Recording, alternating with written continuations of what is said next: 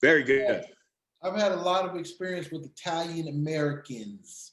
Yeah. Hey, what's up, man? It's the Ace Michael Show. Boom, boom, boom, boom, boom, boom, boom, boom, boom. Anyway, today my good man is here with me. He's in his studio. I'm in my studio. And we're going to talk about some stuff that is going to be hair raising, eyebrow singeing, ear tingling good stuff. Welcome to the show for the first time. My guest, Michael Battaglia, is with us today. Michael, come stai, huh?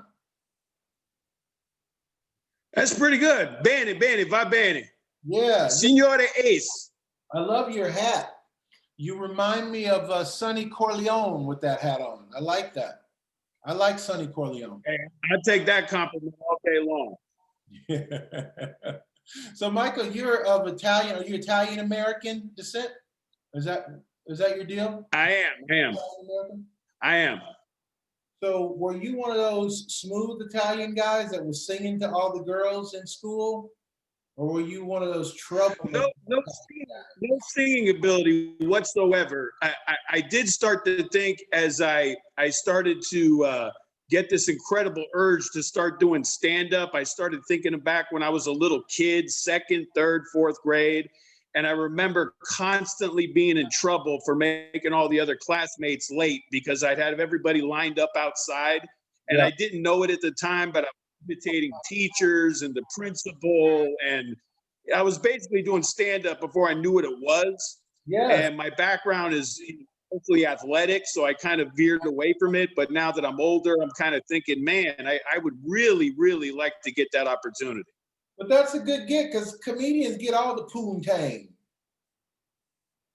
Well, we try. I was told that you couldn't be like handsome and good looking to do comedy, but I'm going to try to prove them wrong. Yeah, you definitely broke that mode, that's for sure. So you're doing comedy in school? Are we talking elementary school or high school? No. What I was talking about was when I was actually a kid, when I was in school. You was a class clown. Yeah, when I was in school, when I was little Mike, and I was a little tiny kid with a giant afro. Curly? And yeah, I had the hair. I'm Sicilian, so I have a lot like of Sonny Corleone. Yeah, there's a lot of hair product going on in there throughout the ages. And when I was little, I didn't think about it until recently when I started thinking about trying to do stand-up, that I have been doing this my whole life. Yeah. And right now it's kind of a weird situation because I had a job for 20 years that was basically the most difficult form of stand-up comedy, which is being a podium speaker in the timeshare industry. Yeah, because those people don't even want to be there. You're talking. I mean, it's kind of like they're like the whole time you're talking. They're like in the room. Your entire audience was basically tricked or bribed into going there. Exactly. They spend the whole time wondering if they're actually going to get this gift. They're afraid they're going to get ripped off. And I can't say anything inappropriate, and I definitely cannot use foul language. So it's kind of like doing comedy with your hands tied behind your back wearing a mouth gag. It was a good gig, though. You did it. You rocked it. So listen, I rocked it for a long time. It was good preparation for what I want to do next. Let's just say that. So today we're talking about America. That's been the topic of the day. People want to talk about America. Lots of stuff going on in just about 15-ish hours. We're going to inaugurate our new president. Correct. And I just want to lead off with, what do you think about when you think America? Now, Michael, don't hold any bars back, okay?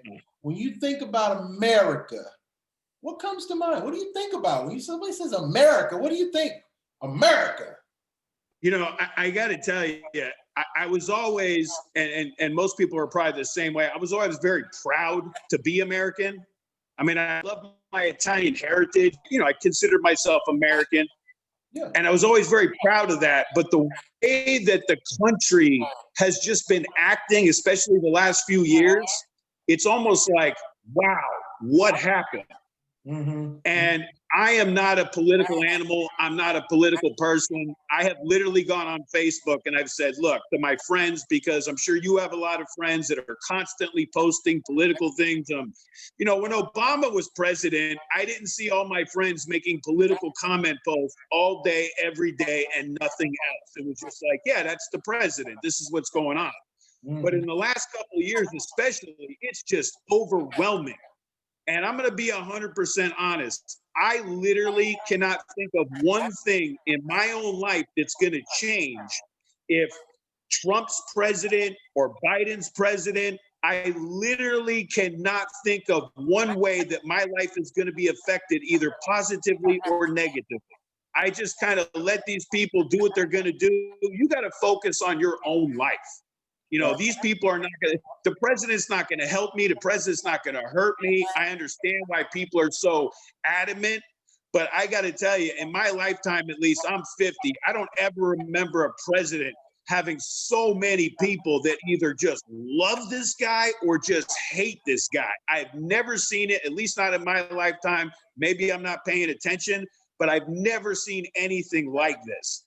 And it's going to be interesting to me to see what happens in this country, you know, the first 3 months, the first 6 months that Biden takes over, because I got to tell you, my only uncertainty about Biden is, can he really get the job done with the hole that he's going to have to start out in? I mean, he is dug in there deep. And I'm not even sure, like, he could do the greatest job ever and not make any ground because of the guy before him. Yeah. And it's just amazing to me of just this polarizing figure. I mean, if you would have told me 6 or 7 years ago that Donald Trump was going to be the president of the United States, I would think I was watching Saturday Night Live. Wow. And all of a sudden it happened. And I've never seen, and I still don't understand, you know, I'm mostly a West Coast guy, and I always thought, you know, West Coast, East Coast, you know, they have certain values. And then there's like, you know, the Midwest, the South, and those, you know, guys with rebel flags still driving around on their car. Like, come on. I mean, it just, you know, yesterday I had this weird thought, and maybe you know better than me, but Martin Luther King, and if a city really wants to respect what this man did, is there a Martin Luther King Boulevard in a nice neighborhood in America? That's what they need to do. I would think that would be fantastic to see that, you know, and little changes like that. And people would go insane. People are going insane over statues being brought down. I mean, I'm Italian. I'm going to be honest. I was actually embarrassed that Christopher Columbus Day was a national holiday. I was actually embarrassed for my own people. Like, the guy got lost. Okay, this wasn't some, he got lost. That's all it is. He didn't discover anything, and he got a national holiday. And I'm Italian, and I'm saying this. I'm like, come on. If I got a holiday every time I got lost, every day of the week would be named after me. Okay, because I have no sense of direction. But this guy gets a holiday, and I'm just like, wow. And then you had places like Arizona that didn't want to celebrate Martin Luther King Day. Are you kidding me? Right. I mean, really? And then the statue thing, because I'm from San Francisco, and they took the Columbus statue down. So you got all these old Italians that are freaking out about it. And I'm like, who cares, right? The history's still there, whether the statue's there or not. If you want to be happy about it, you want to be upset about it, you're not going to change history just because you took down a statue. You want to start fresh? Let's start fresh. Yeah. Let's go to the next question. The next question is, what's wrong with social media? Wow. You know what? I got to tell you, I'm 50. And the way I was raised is you can say whatever you want to somebody, but you better be prepared for the consequences. You know what I'm saying, right? You want to talk trash to somebody, you better be prepared for the consequences. And all of a sudden on social media, we got all these keyboard cowboys that want to run their mouth. And what I don't understand is, like, sometimes some little, you know, peon will be talking trash about me. And I'm like, does this guy not know that I'm where he lives? We're not in another country. I will show up at his front door. If you know anything about me, you know I will show up at your front door. Yeah. So you got people they're so brave behind the keyboard. And it's just like, wow, it's not real conversation anymore. I miss real conversation. I miss people getting together and having actual discussions. Because now I literally have people on my Facebook page getting into fights and arguments that have nothing to do with the topic that I posted. It's almost hysterical. Like eventually two people that I don't even really know, they're just Facebook friends, I've never met them, are going off on each other in my page. And I eventually got to delete the whole thing because I'm like, that was so far from the point, it's not even close. But that's the problem, I think, with social media. I like it. Okay, we got time for one more question before we run out of time. This is probably the most important question, Michael. All right. How do you know when it's true love? A lot of people in Vegas looking for love. I gotta tell you. How do you know, Michael? I gotta tell how do you know when it's true love? I'll tell you, this is how you know it's true love, because I'm actually lucky enough to still be in true love.